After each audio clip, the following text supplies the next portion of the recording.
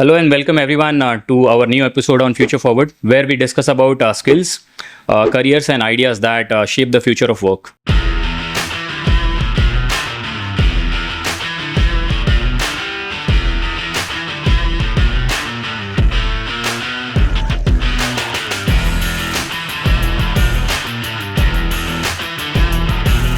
A business analyst acts as a bridge between the business team and the technology or the solutions team.